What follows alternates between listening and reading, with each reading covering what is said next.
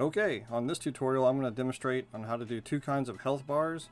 One's going to be on screen overlay space, which is going to be in the upper left hand corner of the screen. It's going to be on top of everything at all times. And then the other one's going to be actually a health bar that's on the game object itself that can kind of follow it around, and then you know which enemies have more damage than the other enemies. So let's get started.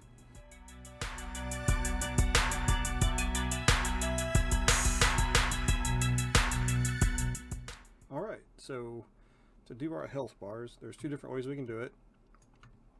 We can have the one where, let's see, hit play, where we've got the health bar up here in the upper right hand panel for like our player, and we can have the health bar for the enemy. The other version that I'm going to show you guys how to do real quick is the one that's actually attached to the player, which you can see go back and forth. So you can see the enemy, and if you have multiples, you can see which one is closer to blowing up or not. So let's get started with this first one. It goes up here, and we'll do that. Stop that.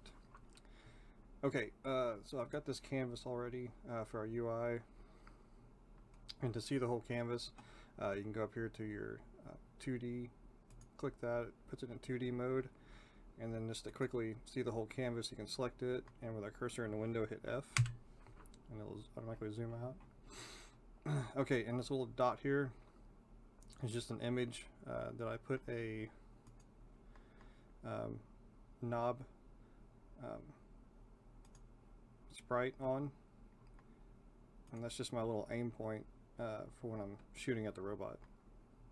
So you can do that when you're using your camera as a raycaster for shooting. Okay, so to add a little health slider up here, we can just click on canvas, right click, go on a UI, and we've got a slider. Okay, we can go ahead and zoom in on it.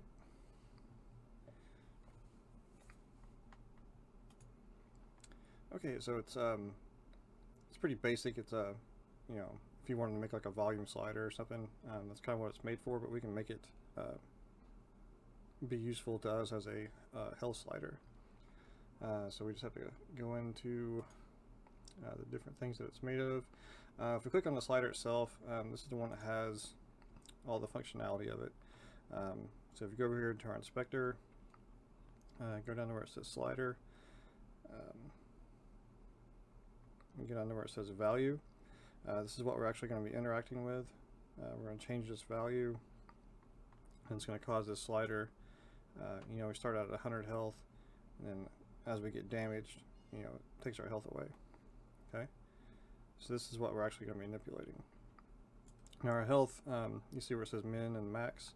Our health is going to be 100, so it's going to be way beyond 1. If we do this right here, it would show full health until we got up to our last bit of life, and then suddenly go, whoop, you're dead. So we just need to change this max value to 100. So that just means it's going to start at a value of 100, and we get away. And then the also thing we kind of want to check is, because we don't lose a half a bit of life, just want to do whole numbers, and then we want to do decimals.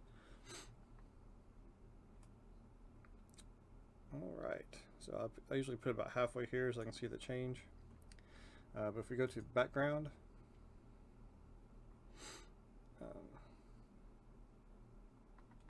that's going to be this background color here. This is going to be exposed as we're being damaged.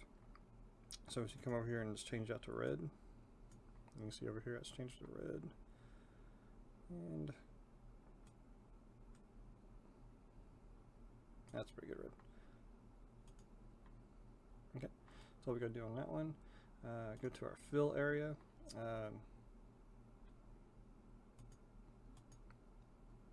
Actually, click on the fill area. If you kind of look, it's going to be this whole area here. And if you look real closely, the fill area is only this spot right here. So if we can click on here, go ahead and take that up to there. and that should, because we're going to take this knob away right there, and then otherwise it'd have like a gap right there. If we go to our fill, we want to make this a nice green color.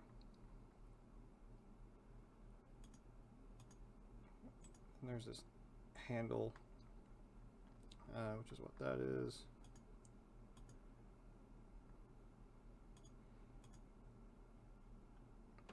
I'm just going to go ahead and delete all of that. So when we go to our slider, that should go all the way up there.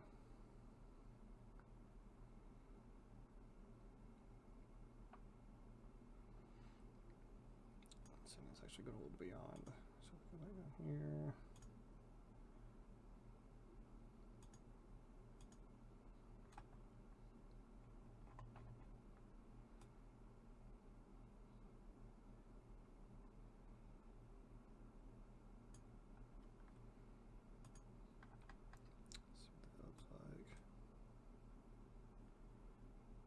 Alright.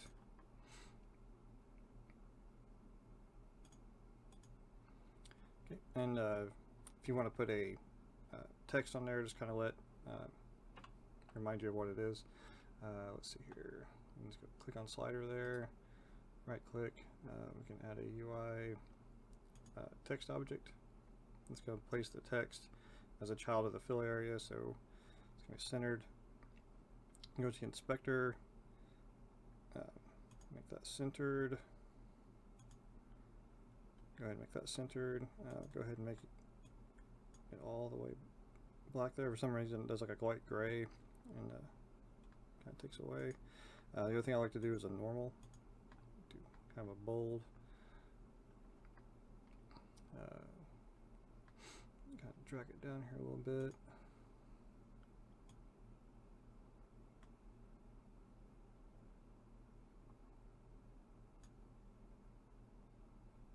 There, and then we can click in this text window and call it health. I don't know if I have. Okay. So if you can't see it very well, we can go ahead and kind of put a background behind it.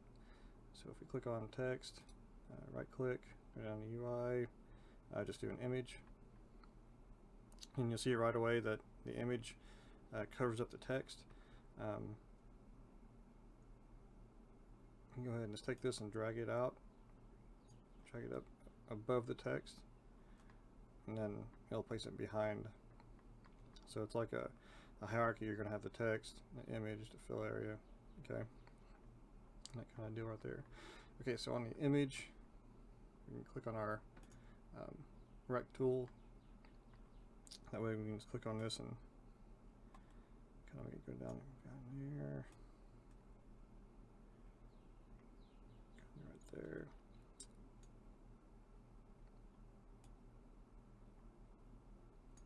The other cool thing we can do is if we go over here to the image, source image, it says none. You can click on a little radio button, and then we have a where's the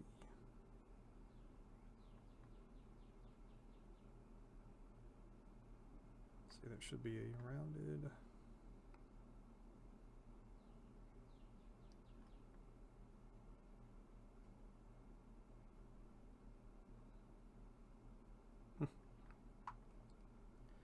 Let's try this.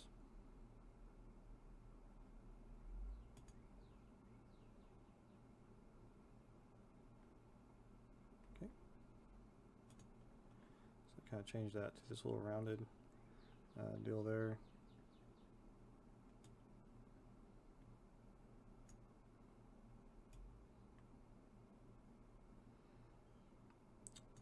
And if you don't want to make it so obvious, you can click on the color and then get your RGB, and then you have your alpha, which is how transparent that is. And you can drag that down and kind of make it transparent if you don't want it so stand outish. Okay. And then you can make this text a child object of the image. there. And we can change the name of this to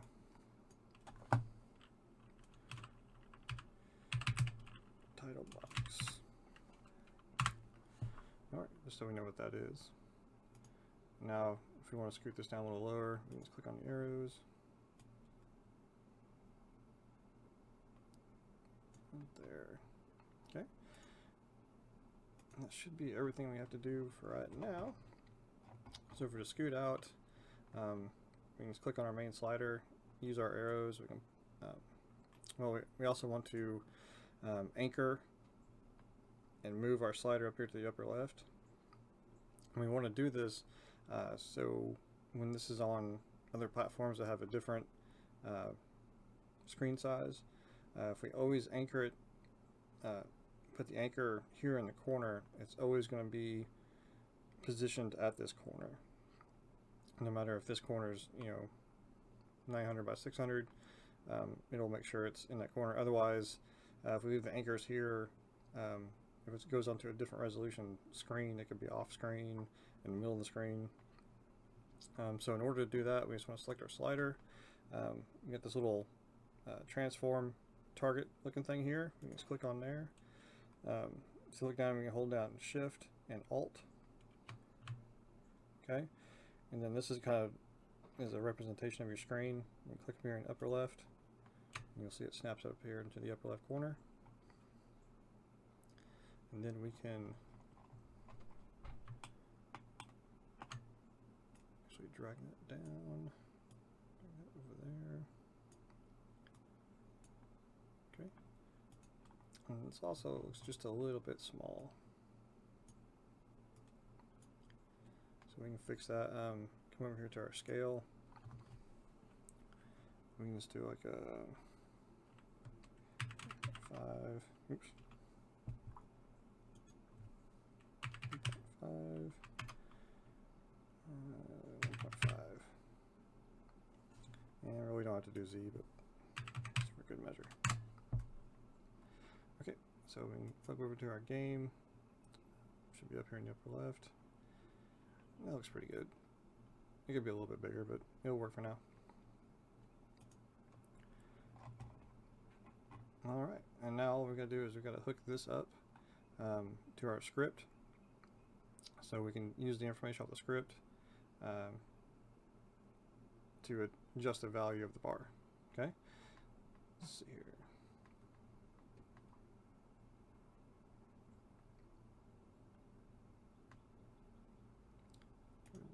Click on our 2D, go back into 3D mode. Okay, and the fastest way to get back down, because our scene's way down here in the corner, and the fastest way to do that is if we click on our player, make sure our cursor's in the window and hit F. And I just try to remember F stands for focus. You focus in on whatever you have selected.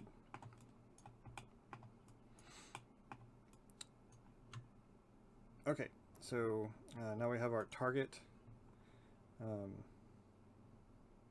And we want to read the value of damage that we're applying to it. So if we click on here, I believe it's this right here, you'll see in our script that we're calling for a health slider. And I'll go ahead and open that up right now and take a look at it.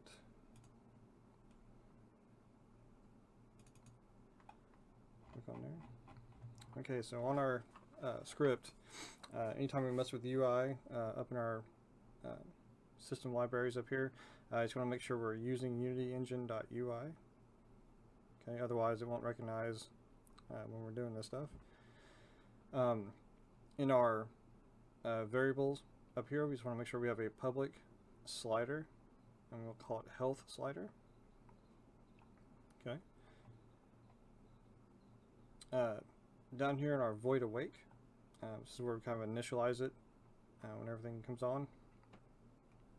We just want to do, we got our current health equal to max health, and then we just want to set the value of our slider. So we do health slider.value equals max health. So we're going to set our health to 100, and we're going to set that bar to value to 100.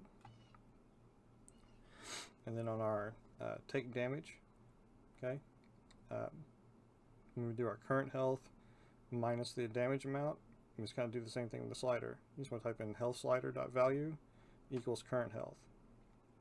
So every time this gets damaged and updates its current health, we're going to update that health slider bar value with the current health. Okay? Okay. And then, you know, like all the other health scripts, if our current health is less than or equal to 0, we're going to call up our die function. Now, I don't have mine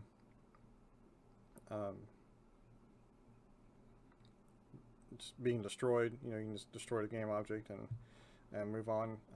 Since it's just a dummy target, and I just use it to test out the weapon systems that I'm making, I just enable our explode sound, which makes the sound, you know, explode. Then I get the component in the children, and we'll add this here in a second. But there's going to be a canvas. I'm going to disable it, so it'll disappear. Another component in the children, the renderer. So if I turn that off, you won't be able to see the robot anymore. And then I'll need to turn off the mesh collider. So that's a component on the main object, so we don't have to do the in children. Enable it to false, so it'll stop colliding with things. Then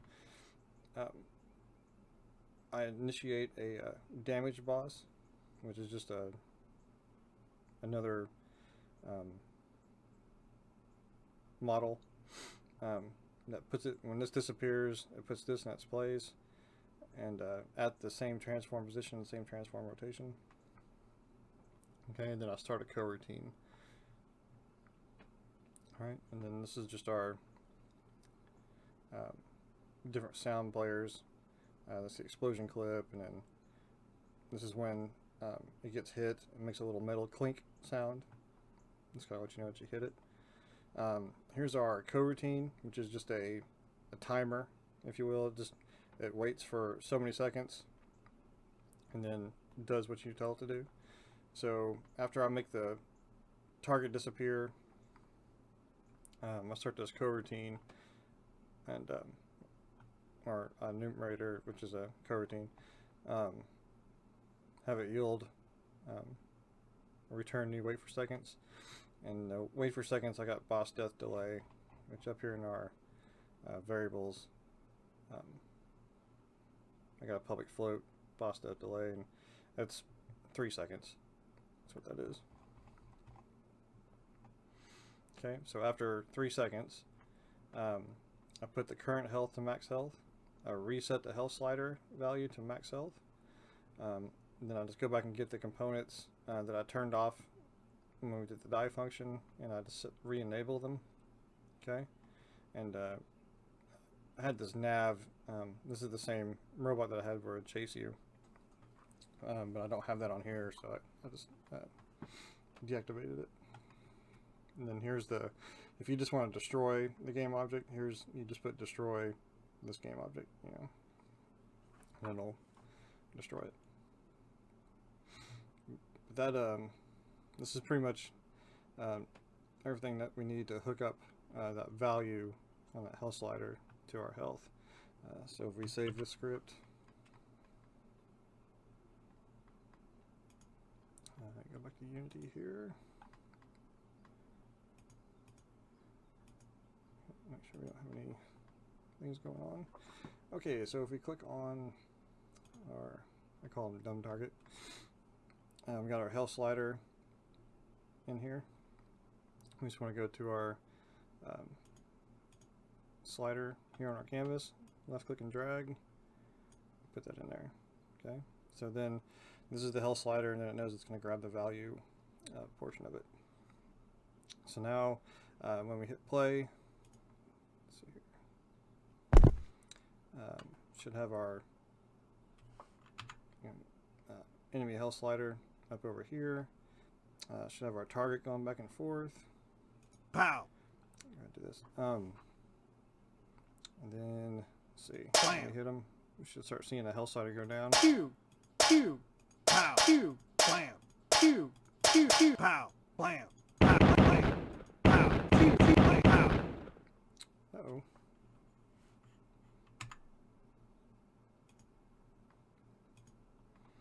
Okay, well, it wasn't completing the script just because I didn't have that canvas object on there, and so it said since it wasn't on there, we're gonna stop right there. So if you ever write a script and it only halfway does what it's supposed to do and throws up one of these, this is because when it hits a problem, it stops executing that script at that place. So we can hit clear, make the project.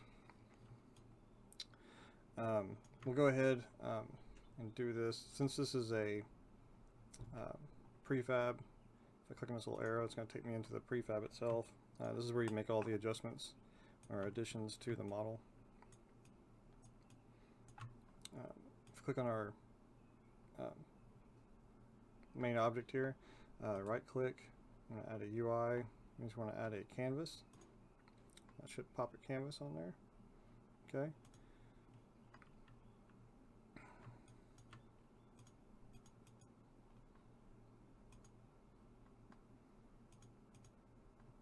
Let's see, let's go back. I can adjust it there. I guess because it didn't have a screen space. Okay. Click on our canvas.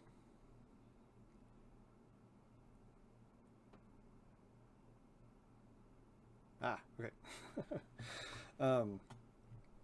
Okay, on our canvas here, you're going to see where it says render mode, and we have it defaults to screen space overlay, which is the way that we have it up here. It's whatever our screen space is, it's going to show up overlaying everything else on top. So to get it to display on him, we just want to click on here and put world space. Okay. And this is going to pop up. It's going to ask for a camera. So the camera is on our player. So if we choose this first person character, left click and drag in there. It's going to say, okay, there's the camera. And it's going to put it in world space. Okay, and as you notice, it is still nowhere to be seen. Okay, because it's still at crazy huge, gigantic size. So what do we if we do, let's do 2 and 1. Okay, and then our position X, Y, and Z is kind of all over the place. So if we just go up here to our upper right, click, we just want to reset position.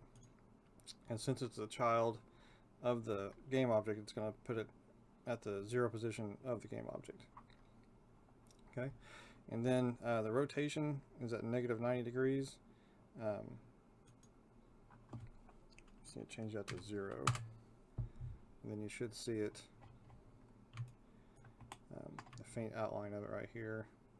That is the canvas. Instead of it being screen size, now it's an actual object in our game. And with the canvas selected and our move tool selected, we can grab this y-axis, pull it up. I got snapping on turned on.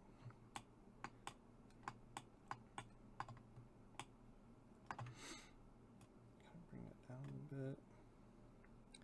And it's invisible, so it really doesn't, matter how big that is, but you don't want it ginormous. So just as close as you think you need it. Okay. So with that on there, we can go ahead and test out our other way. So we can go back in here. Let's go ahead and hit File, Save. Let's kind of save what we've done just in case, and hit play. Okay, so we got our target going back and forth. We got our health bar up in the upper left. We can shoot. Blam, pow, pew, pow, pow. Just a value of the health bar. Okay, that's going to blow up. And it pops back in there. Health bar is all reset. Pew, blam, blam, blam, blam, pow, pow. Alright. So that seems to be working. That's how you do the screen space overlay one. Okay. Coming up next here, we're going to do the one that pops on here, and it's real super easy. Give me just a second. Okay, so with this one, and you can use this for other things too. It's just the how you put the health slider on the game object. You can also do, if you want to have this be a specific name, you know, you can have a text in there and have a name on it. If you want it to have a dialogue with somebody, you know, you can have it disabled, and then when you bump into somebody, it can pop up, hey, you know, what do you want? You know, and do a whole dialogue system that way. So it's not just for the health slider. Anytime you want to actually have a UI object on a game object, you just set that to world space. Okay, so to add it to this one, all I really have to do is select the slider that we've already built. I want to right click, I want to copy it, okay, and then I want to go ahead and disable it, okay. Can't have two at the same time. And then come up to our target here, we can close that. Click on our canvas. I can right click and go ahead and paste. And then I want to make this a child of the canvas. Click and drag that on there. Okay, and it's pretty much the same thing. And it's going to be ginormous in a weird position. But on this one, instead of changing this right here, we actually want to change the scale. So if we go down to the scale, click on there, I believe 0.1.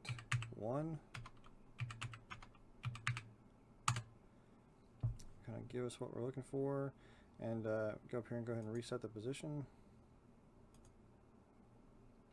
Okay, still pretty big, but we know we can see it now, and it's, you know, it did what the, you know, it's rotated on the Y at 90 degrees. So we can go ahead and click on there and hit 0, and then let's try 0.01. All right. Yeah, that looks pretty good, because we don't have to have it up in the corner or anything. We actually want it displayed over the top pretty prominently. And the other thing I know is it's backwards. So we can actually go into this rotation on the Y and do 180. And that should turn it around there. Move in there.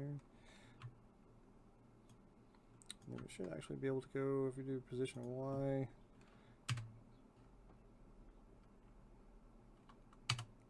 to 0, position X to 0, and for some reason I put it over there. Anyway, we can kind of grab this and just put it back on there. And to make sure we're looking directly onto our game object, we can click on there and go to isometric, which is this, it takes out all the depth. Click on X, so we know we're looking, oops, defeat the purpose, okay. So we're looking directly on the front. It just makes it a little better to line this up here.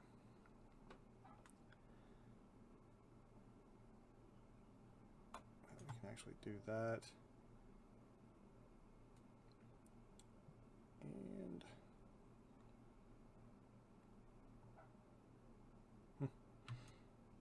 maybe if we go into slider here,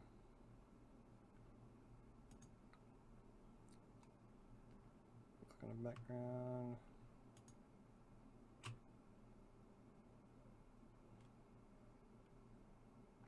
See if I can make this taller just so it's easier to see.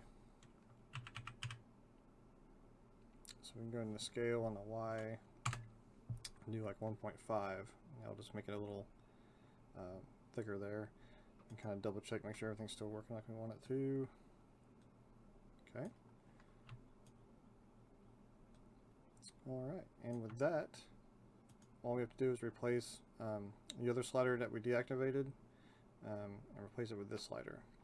So with our target selected, it's got the old slider in there. Just gonna make sure we left click on this new slider we just did and put it in there. So now it knows to change the value of this one and not the other one. Alright, I'm gonna go ahead and click on this isometric, turn it back into perspective, and let's see how that works. Go ahead and hit play. Alright, so now we have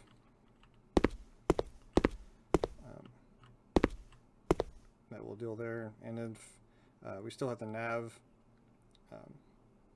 thing where the robot chases you. You know, that would stay facing the same direction as the robot as he's chasing you. There is a simple little thing that we can add in there as a script called look at, where this is always looking at the camera, and I can kind of demo that when we do the